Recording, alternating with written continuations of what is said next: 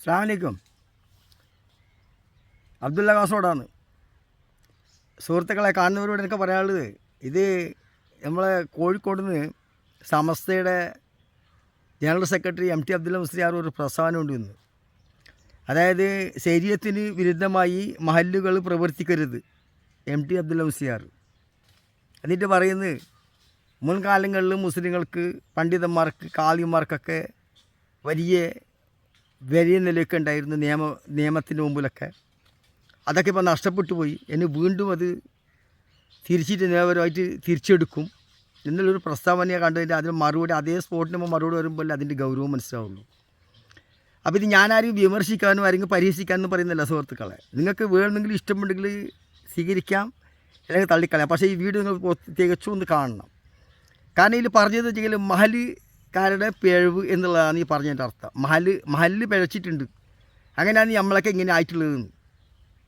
അപ്പോൾ ഇത് പറയാനുള്ള കാരണം എന്താ വെച്ചെങ്കിൽ, ഈ മഹല്ലിൽ പല പ്രശ്നങ്ങളുണ്ടാകുന്ന സന്ദർഭത്തിൽ കാളിമാർ കൈകാര്യം ചെയ്യേണ്ട പല കാര്യങ്ങളൊക്കെ ഉണ്ട്. അതിന് പല പോരായ്മകൾ ഉണ്ടിട്ടുണ്ട്. ഇന്ന് നിലവിൽ കാളിമാരെയും ഖത്തീബുമാരെയും അല്ലെങ്കിൽ ആലിമുകളുടെയൊക്കെ പല പോരായ്മകളുണ്ട്. ഇതൊക്കെ ഈ സമുദായത്തിന് ഇന്ന് സംഭവിച്ചിട്ടുള്ള വലിയൊരു പരാജയത്തിൻ്റെ കാരണങ്ങളാണ്. അല്ലാതെ കണ്ട മഹലിനെ മാത്രം കുറ്റപ്പെടുത്തിക്കൊണ്ട് പ്രയോജനമൊന്നുമില്ല. ഇത് ഞാൻ പറയാനുള്ള കാരണം എന്ന് വെച്ചെങ്കിൽ, മുൻകാലങ്ങളിൽ കാളിമാർക്കല്ലേ വലിയ നിലയ്ക്ക് ഉണ്ടായെന്ന് പറഞ്ഞതിന് മറുപടി ഞാൻ പറയുന്നത്. ഞാനൊരു ഉദാഹരണം പറയാം, ഞാൻ പെട്ടെന്ന് മനസ്സിലാക്കാൻ വേണ്ടി. അള്ളാൻ്റെ റസൂല് നമ്മൾക്ക് ഈ മതത്തിനെ പൂർത്തീകരിച്ചു തന്നു. കാരണം 1,24,000 പ്രവാചകന്മാർ വന്നതിൽ അള്ളാൻ്റെ പ്രവാചകൻ മുഹമ്മദ് നബി സല്ലല്ലാഹു അലൈഹി വസല്ലം തങ്ങളാണ് ഈ ദീനെ പൂർത്തീകരിക്കുന്നത്. പൂർത്തീകരിച്ചതിന് ശേഷം നമ്മളോട് പറഞ്ഞു, ലാസ്റ്റിലുള്ള ഒരു പ്രഖ്യാപനം കൂടെ നടത്തി. ഇതാ, ഇന്നത്തേക്ക് ഈ ദീൻ പൂർത്തിയായിരിക്കുന്നു, നിങ്ങളെ ഞാൻ ഈ ദീനിനെ ഏൽപ്പിക്കുന്നു, ഖിയാമത്ത് നാൾ വരെ സമുദായം നിങ്ങളിത് നിയന്ത്രിച്ചു കൊള്ളുകയാണ്. അതിനുശേഷം ഒരു 3-4 ഖലീഫന്മാർ വന്ന് അവർ ദീനിനെ നിയന്ത്രിച്ച് ലോകത്തിന് കാണിച്ചു കൊടുത്തു. അതിനുശേഷം പിന്നെ ഞങ്ങളെ താമികൾ എന്ന് പറഞ്ഞാൽ മതി, ഇങ്ങനെ പണ്ഡിതന്മാർ, തങ്ങന്മാർ എന്നൊക്കെ പറഞ്ഞാൽ ഇങ്ങനെ പല ആളുകളും കാളിമാറായിട്ട് വന്നിട്ട് അവരെങ്ങനെ, പിന്നെ അതിനുശേഷം കാളിമാറല്ലാന്ന് ദീന്. അപ്പോൾ ഒരു ഘട്ടം വരയ്ക്ക് ഇപ്പോൾ ഈ അബ്ദുള്ള മുസ്ലിയാർ പറഞ്ഞ പോലെ ഈ കാളിമാർക്കും പണ്ഡിതന്മാർക്കൊക്കെ നല്ല നിലയും വിലയൊക്കെ ഉണ്ടായിട്ടുണ്ട്. സത്യമാണ് പറഞ്ഞത്.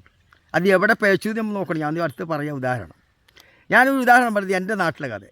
EK Abubakar Musliyar അഞ്ചനാണ് EK Assam Musliyar. മഹാനവറുകൾ ഞങ്ങളുടെ നാട്ടിൽ കാളി സ്ഥാനം ഏറ്റെടുക്കാൻ വേണ്ടി വന്നപ്പോൾ ആ മൂപ്പർ അന്നൊരു പ്രസ്താവന നടത്തിയിരുന്നു ഞങ്ങളോട്. എന്തെന്ന് വെച്ചാൽ, ഞാൻ ഈ അതായത് മൂപ്പർക്ക് കാളിപ്പട്ടം കൊടുക്കാൻ വേണ്ടി വെള്ളിയാഴ്ച ജുമാസ്കാരം കഴിഞ്ഞ ശേഷം കാളിപ്പട്ടം വെച്ച് സ്വീകരിക്കാൻ വേണ്ടി നോക്കുമ്പോൾ, അന്ന് മൂപ്പർക്ക് ഈ കാളിപ്പട്ടം തലക്കെട്ട് തലക്ക് വെക്കാൻ വേണ്ടി പോകുന്ന സമയത്ത് മൂപ്പർ പറഞ്ഞൊരു വാക്ക്, എനിക്ക് നിങ്ങളോടൊരു വാക്ക് പറയാണ്ട്, എന്നിട്ട് ഈ കാളിപ്പട്ടം സ്വീകരിക്കാം. അതായത് ഞാനൊരു ദീനിനെ നിയന്ത്രിക്കാൻ അർഹതപ്പെട്ടവനെന്ന് നിങ്ങൾ മനസ്സിലാക്കിക്കൊണ്ടാണല്ലോ നിങ്ങൾ എൻ്റെ കാളിയായിട്ട് നിശ്ചയിക്കാൻ വേണ്ടി സ്വീകരിക്കാൻ തീരുമാനിച്ചത് എന്ന് എനിക്ക് നിങ്ങളൊരു വാക്ക് പറയാനുണ്ട്. ആ അല്ലാഹു തആലാൻ്റെ ദീന്, ആ ദീനിനെ ഞാൻ നിങ്ങളോട് പറയും, അത് നിങ്ങൾ അനുസരിക്കണം. അത് അനുസരിക്കെങ്കിൽ മാത്രമേ നിങ്ങളെ കാളിയായിട്ട് കാളിപ്പട്ടം സ്വീകരിക്കാൻ തയ്യാറുണ്ട്. അല്ലെങ്കിൽ നിങ്ങൾ ഇന്നൊരു തുണി കൊണ്ട് ചുറ്റി ഈ കാളിപ്പട്ടം എന്ന് പറയുന്ന ഈ തലക്കെട്ടുണ്ടല്ലോ, അത് ഞാൻ പറയുന്നത് നിങ്ങൾ അനുസരിച്ച് ജീവിക്കാതെ കണ്ട് ദീനിന് വിരുദ്ധമായി നിങ്ങൾ ജീവിച്ചാൽ നിങ്ങളെ കാളിയായിട്ടുണ്ടാകുന്ന കാലം വരെക്കും ഞാനെന്താവും, നാളെ മയസറയിൽ എൻ്റെ ഈ തലക്ക് വെച്ച ഈ കിരീടം ഉണ്ടല്ലോ, അത് മുൾക്കിരീടം പോലെ നാളെ അതിൻ്റെ വേദന കൊണ്ട് ഞാൻ മയസറയിൽ പൊളയേണ്ടി വരും. അള്ളാഹുവിനോട് ഞാൻ മറുപടി പറയേണ്ടി വരും. അപ്പം ഞാൻ പറയുന്നത് നിങ്ങൾ അനുസരിക്കുമെങ്കിൽ മാത്രമേ നിങ്ങൾക്ക് ഞാനൊരു കാളിയായിട്ട് നിൽക്കാൻ താല്പര്യപ്പെടുന്നു എന്ന് പറഞ്ഞാൽ EK അസം മുസ്ലിയാറെ പോലത്തെ ഒരു കാതിന് ഇന്ന് നമ്മൾ കേരളത്തിലോ അല്ലെങ്കിൽ ഇന്ത്യയിലോ കാണിച്ചു തരാൻ പറ്റുമോ? ഇത് നമ്മൾ സത്യം പറഞ്ഞാൽ, വെറുതെ പറഞ്ഞാൽ, അല്ലെങ്കിൽ ഞാനൊരു EK-കാരനെ AP-കാരനെ അറിയിക്കാൻ പറഞ്ഞൊന്നല്ല. അങ്ങനത്തെ ഒരു സംഭവം ഞങ്ങളുടെ നാട്ടിൽ കോട്ടിക്കുളം എന്ന് പറയുന്ന ജമാഅത്തിലുണ്ടായ സംഭവം ഞാൻ പറയുന്നത്. അതുപോലത്തെ ഒരു കാതി നിങ്ങൾക്ക് കാണിച്ചു തരാൻ പറ്റുമോ? ഇന്ന് കാളിമാരുടെ സ്ഥിതി എന്തിയേ? ആരെയാണ് ഇതിൻ്റെ പരാജയം? ഇന്ന് ഖത്തീബുമാരുടെ സ്ഥിതി എന്ത്? നിങ്ങളോട് ഞാനൊന്ന് ചോദിക്കട്ടെ സഹോദരന്മാരെ, കാണുന്ന കാണികളോട്. ഒരു പാവപ്പെട്ട ഒരുത്തിന് അസ്സലാമു അലൈക്കും എന്ന് പറഞ്ഞെങ്കിൽ കാളിമാർ പോലത്തെ ആളുകൾ അലൈക്കും സലാം എന്ന് പോലും പറയാത്ത എത്ര കാളിമാരുണ്ട് കേൾക്കാതെ നടക്കുന്നവർ. ഒരു ഖത്തീബിനോട് അസ്സലാമു അലൈക്കും എന്ന് പറഞ്ഞാലും അലൈക്കും സലാം എന്ന് പറയാത്ത എത്ര ഖത്തീബുമാർ സഹോദരന്മാർ നമ്മുടെ നാട്ടിൽ ഇല്ലേ? പാവപ്പെട്ടവനാണ് പറയുന്നതെങ്കിൽ, ഒരു പാവപ്പെട്ടവന് മരിച്ചിട്ടുണ്ടെങ്കിലോ അവിടുത്തെ ഖത്തീബ് പറയാത്ത ഇല്ലേ? ഒരു പൈസക്കാരൻ മരിച്ചിട്ടുണ്ടെങ്കിലോ? ഇങ്ങനെ ഓരോ കാരണങ്ങളിലും ഓരോ കാര്യത്തിനും പല പോരായ്മകളും പണ്ഡിതത്തിൻ്റെ ഉള്ളിലുണ്ടെന്നുള്ളതാണ് എൻ്റെ അർത്ഥം. എന്നിട്ട് മഹലുകാരെ കുറ്റപ്പെടുത്തുന്നതിൻ്റെ അർത്ഥം. അപ്പം ഞാൻ പറഞ്ഞു വരുന്നത് വെച്ചെങ്കിൽ ഇന്നത്തെ കാളിമാർ അവസ്ഥ നോക്കിയാൽ കാളിമാർ ദീന് വിരുദ്ധമായിട്ട് പ്രവർത്തിക്കുന്ന എത്രയോ കാളിമാർ നിലവിലുണ്ട്. രാഷ്ട്രീയപരമായിട്ട് അവർ പ്രവർത്തിക്കാൻ പോകാൻ പറ്റൂല. അവർ മതത്തിൻ്റെ ചിട്ട മാത്രം. അവർ മറ്റൊരു മതത്തിൻ്റെ കാര്യങ്ങൾ അനുഗമിച്ചുകൊണ്ട് അവർ മതസൗഹൃദം പോകാൻ പാടില്ല. ഇനി നമ്മളെ നാട്ടിൽ നമ്മൾ ചില കാളിമാർ കേക്ക് മുറിക്കാൻ പോകുന്ന ആളുണ്ട്. അത് പള്ളി വിളിച്ചിട്ട് അമ്പലം കെട്ടിയിട്ട് അതൊരു വലിയൊരു വികാരമായിരുന്നു എന്ന് പറഞ്ഞ് പ്രസാദിച്ചിട്ട് മുസ്ലിങ്ങളെ എത്തി താത്തുന്ന ആളുണ്ട്. അതുപോലെ കടലിൽ പഴം മന്ത്രിച്ചിരിക്കുന്ന ആളുകളുണ്ട്. ഇങ്ങനെ ഓരോ കാര്യത്തിനും അല്ലെങ്കിൽ അമ്പലത്തിൽ അങ്ങോട്ട് കയറിപ്പോകുന്ന ആളുണ്ട്. മതസൗഹാർദ്ദം എന്ന് പറഞ്ഞിട്ട് മറ്റു പല കാര്യങ്ങൾക്ക് പോകുന്ന ആളുണ്ട്. ഇങ്ങനെ അള്ളാൻ്റെ പ്രവാചകൻ ഇങ്ങനെ മതം മാറിയിട്ട് മതം സൗഹാർദ്ദം ഉണ്ടാക്കാൻ പറഞ്ഞിട്ടുണ്ട് ആരെങ്കിലും. അതുകൊണ്ടല്ലേ ഇവരെ വിമർശിക്കുന്നതും ഇവരെ ബഹുമാനിക്കാതൊക്കെ നിൽക്കുന്നതിൻ്റെ കാരണം തന്നെ. അപ്പോൾ പിഴവ് ഇവിടെ വരുന്നുണ്ട്, പണ്ഡിത നേതൃത്വത്തിൻ്റെ മുകളിൽ പിഴവ് വരുന്നുണ്ട്.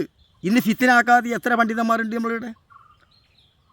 തമ്മിൽ കണ്ടുപോകാത്ത ഫിത്തന പറയുന്ന കണ്ടുപോകാത്ത അപ്പുറപ്പുറം ഫിത്തന ഉണ്ടാക്കുന്ന പണ്ഡിതന്മാർ എത്രയുണ്ട്. പണ്ഡിതന്മാർ കണ്ടുകൂടാത്ത ആളുകൾ എത്രയുണ്ട്. എത്ര കാളിമാർ തമ്മിൽ ഇവരുണ്ട്. വേണ്ട, നിങ്ങൾ നിസ്സാരപ്പെട്ടൊരു കാര്യം നോക്കുക. അസ്സലാമു അലൈക്കും എന്ന് പറഞ്ഞാൽ ഒരു സമുദായത്തിൻ്റെ പ്രശ്നം തീരാൻ രണ്ട് വിഭാഗം AP എന്നൊരു സംഭവം. അള്ളാൻ്റെ ദീനെ രണ്ടാളും കയ്യേറി ചെയ്യുന്നവരെ രണ്ടാക്കും വേണമെങ്കിൽ ഇപ്പോൾ ഉണ്ടല്ലോ ശരിക്കും. അസ്സലാമു അലൈക്കും വലൈക്കും സലാം എന്നൊരു കൈ കൊടുക്കാനേ ഉള്ളൂ. അല്ലാതെ കണ്ട് ദീൻ അള്ളാൻ്റെ അല്ലേ. അള്ളാനെ പേടിയുണ്ടെങ്കിൽ ഇവർ തമ്മിൽ കൈ കൊടുക്കൂലേ. ന്യായങ്ങൾ ചിലപ്പോൾ രണ്ടാളെ ഭാഗത്തും പല രൂപത്തിലുണ്ടായിരിക്കാം.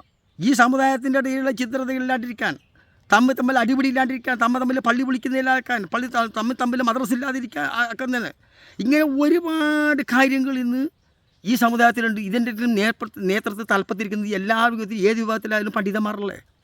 എന്തുകൊണ്ട് ഈ ഒരു അള്ളാനെ പേടിക്കുന്നതിന് അസ്സലാമു അലൈക്കും എന്നൊരു കൈ കൊടുക്കാത്തത്?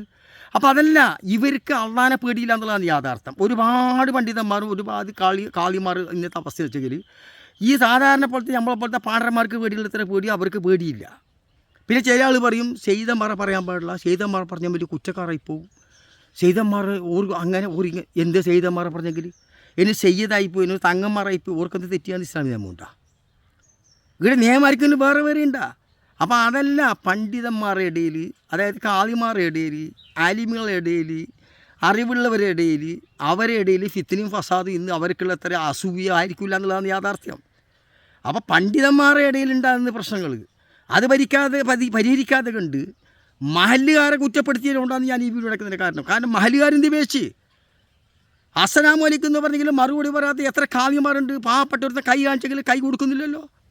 വലിയൊരു പൈസക്കാരൻ വന്നിട്ട് കൈ കാണിക്കിട്ട് കൈ കൊടുക്കൂലേ?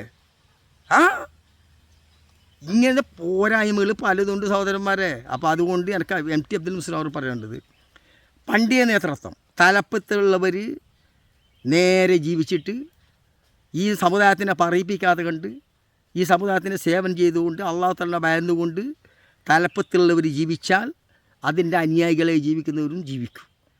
പിന്നെ അതല്ലാതെ കണ്ട് നിങ്ങളെ ഭാഗത്തുനിന്നോ അല്ലെങ്കിൽ പണ്ഡിതത്തിൻ്റെ ഭാഗത്തുനിന്നോ കാളിമാരുടെ ഭാഗത്തുനിന്ന് വരുന്നോ, ഞാൻ മുന്നേ പറഞ്ഞ പോലെ നമ്മളെ കാളി അസംസിലിയാറെ പോലെ അള്ളാനെ പേടിക്കുന്ന കാളിമാരുണ്ടെങ്കിൽ നമ്മളെ നാട്ടിൽ ഒരു പ്രശ്നങ്ങളും ഉണ്ടായില്ല എന്നുള്ളത് യാഥാർത്ഥ്യം.